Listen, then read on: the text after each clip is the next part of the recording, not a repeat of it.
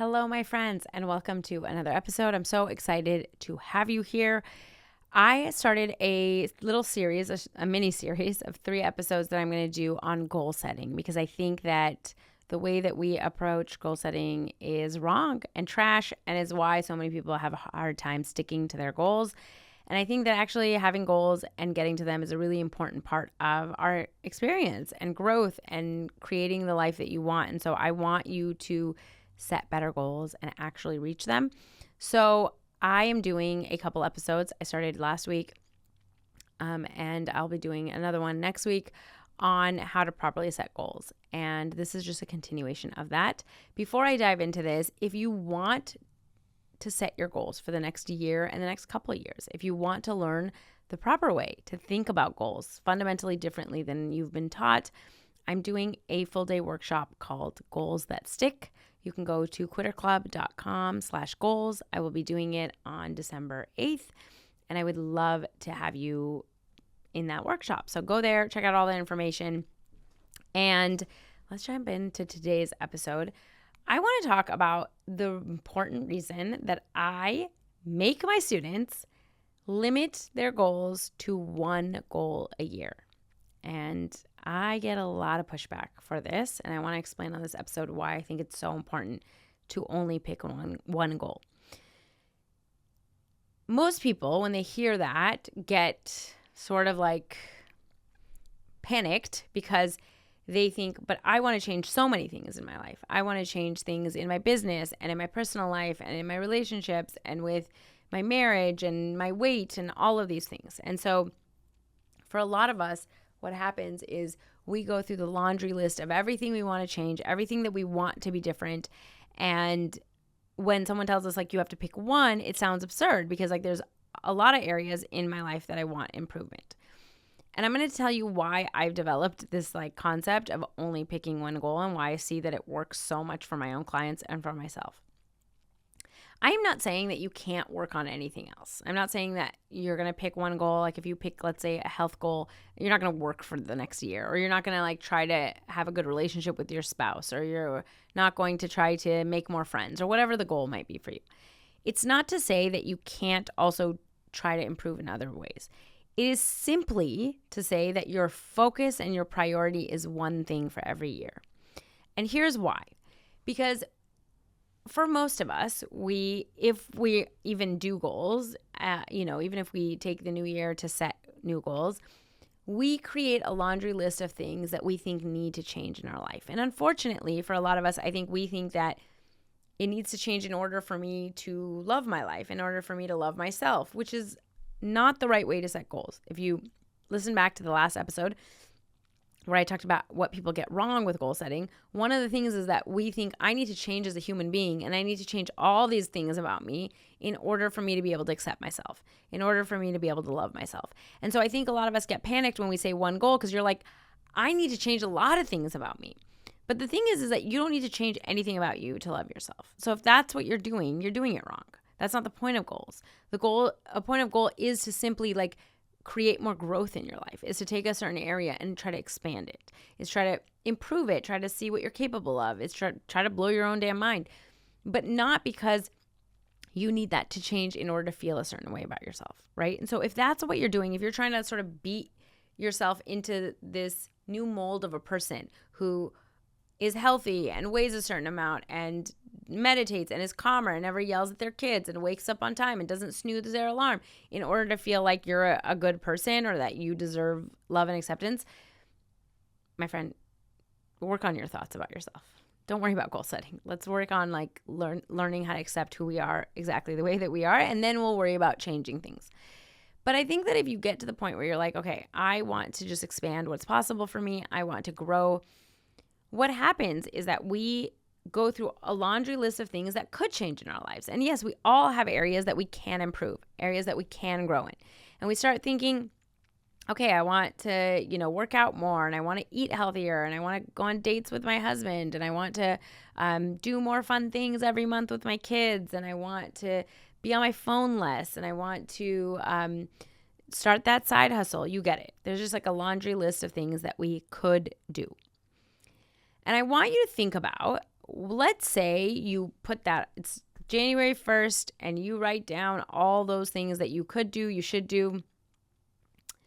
And then we go into a month and you're working on some of that stuff. And let's say you're killing it at your health goals. You've been working out 3 days a week, and you've been eating healthy, and you've been sticking to that, and that's been a priority. And let's say you are trying to do some more fun things with your kids, but you didn't make it on a date night with your husband again, and you didn't start that side hustle yet because you haven't had the time, and you haven't started meditating, whatever else you had on your list, okay? Let's say that's what happens at the end of month 1. Where do you think your brain is going to go? Your thoughts. I want you to think, like, what is the narrative that's going to be playing in your head around those goals? Do you think that your brain is going to be like, you are killing it. Way to get on these health goals. You are really taking the time to do the workouts and to make healthy meals for yourself. We should really be proud of ourselves. We are really doing this. Or do you think your brain's going to be like, yeah, but you didn't get started with that business you wanted to do. Remember you wanted to do the side hustle? Remember you were supposed to go on a date night and it's been 1 month and you still haven't even done it? You're never going to stick to these, right? Unfortunately for us, the way that our brain has been trained is that we only look at things that we fail at. We very much focus. We can look at 100 things that we do right in a day and none of us see it. We constantly see it, how we're wasting time, how we didn't do enough, how we didn't get enough done, how we yelled at our kid that one time or whatever. We're not looking at the mountains of evidence of other things that that we do correctly.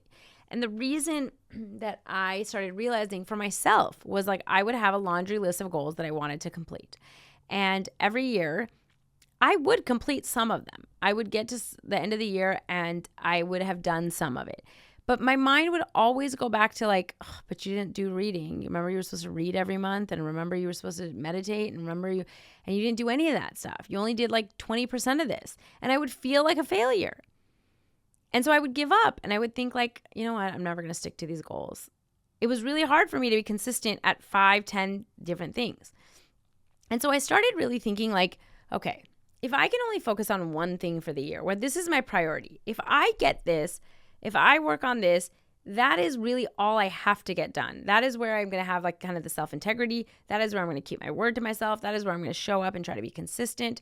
That is where I'm going to coach myself.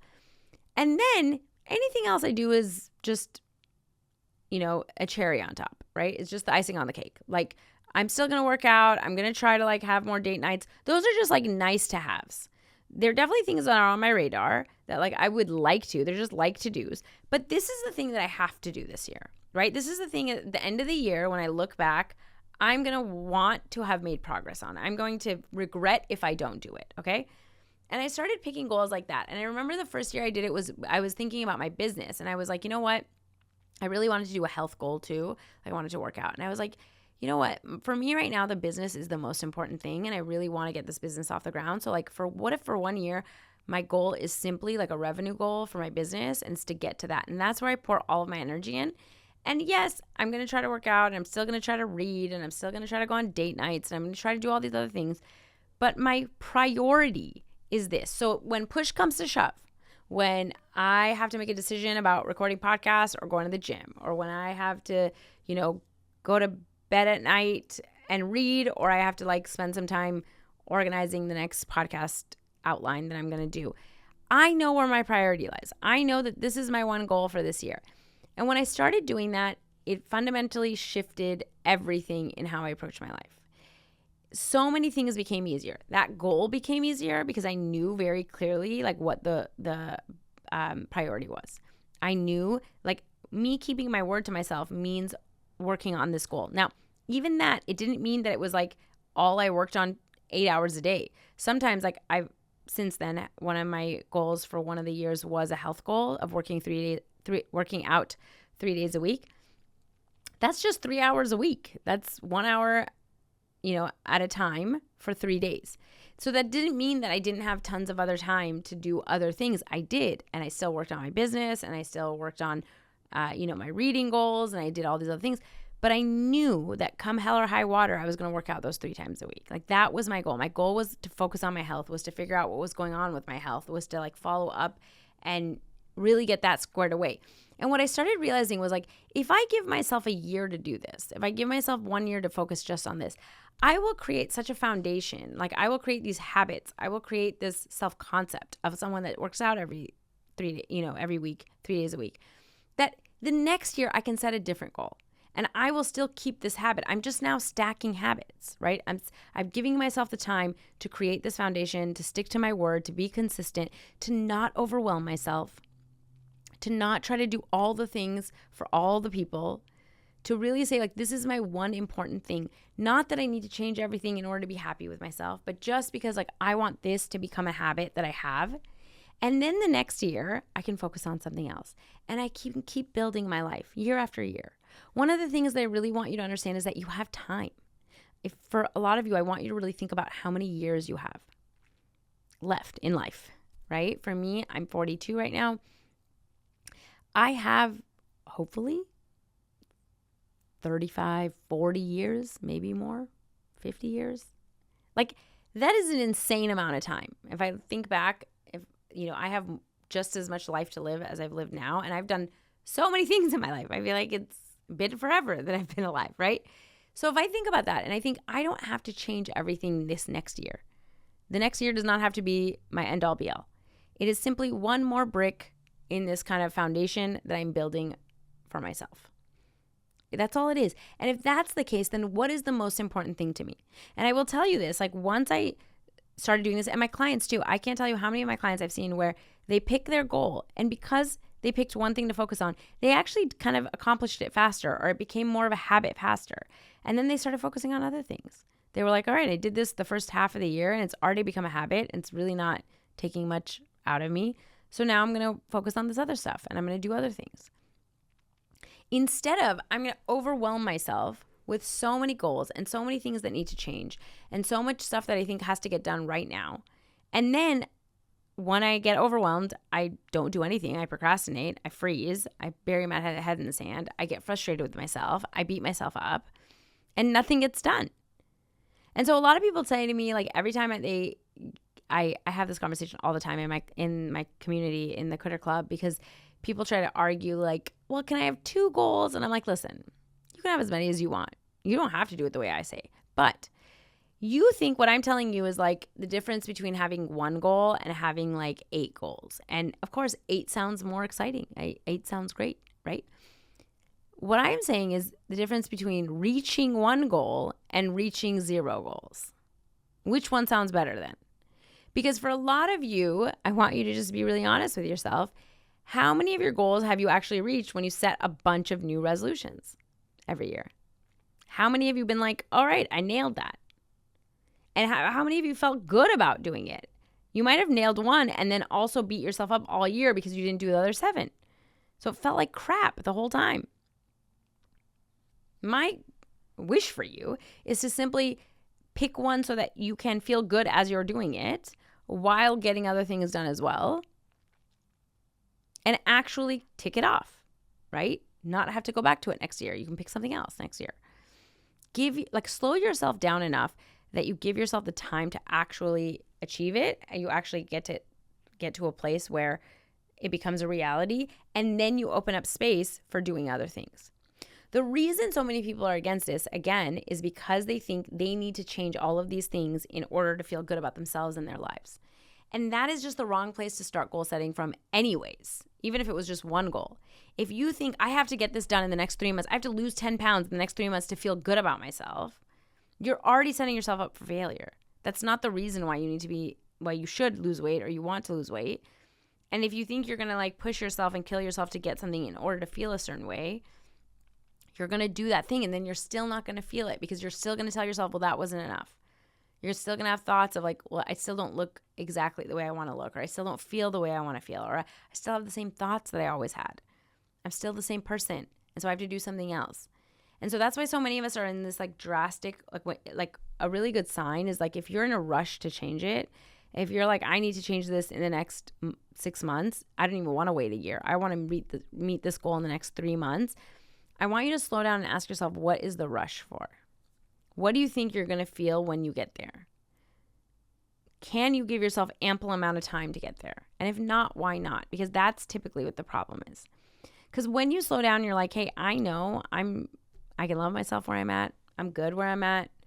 I just want this stuff for extra growth. There isn't as much of a rush to cram as many goals as possible, to make it as fast as possible. It's simply like, how can I actually set myself up for success? How long will I really need to create this into a habit?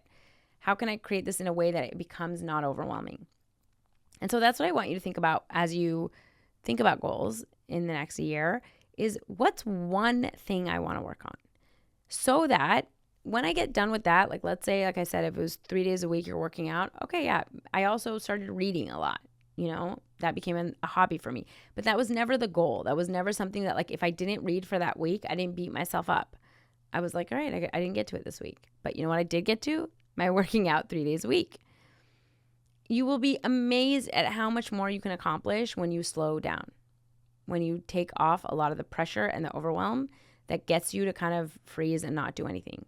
When you it's almost like having a minimum baseline. Like if I hit this minimum baseline, then I can feel like I accomplished what I needed to accomplish. And I can feel good about myself, and I can pat myself on the back, and I can feel proud of myself. And then that fuels me to do more and more and more and more, instead of tearing myself down. So if you have set tons of goals all year long and you hit every one of them, you don't need to be listening to this. That's fine. Go ahead and do what you want to do. But for most of us, for most people that tell me this, I'm always like, well, how did it work out when you had a bunch of goals? And it's always like, well, I stuck to maybe one, but I didn't do the others. And I'm like, okay, let's just do it in a way where we know we're going to be successful, where every year you can look back and think like, all right, I hit that goal. I did it. Now I'm going to move on to the next one, and I'm going to keep stacking those wins, and I'm going to change my self-concept, because I'm going to start looking at myself as someone who does stick to their goals. And so much more becomes possible when I have that narrative, rather than the narrative of, I never stick to things. I always do this. I knew I was going to give this up. How many times have I stopped myself from doing something because that was my narrative? I don't want that for you. So I want you to not overwhelm yourself. I want you to go into this next year knowing that you don't have to change everything in order to be happy.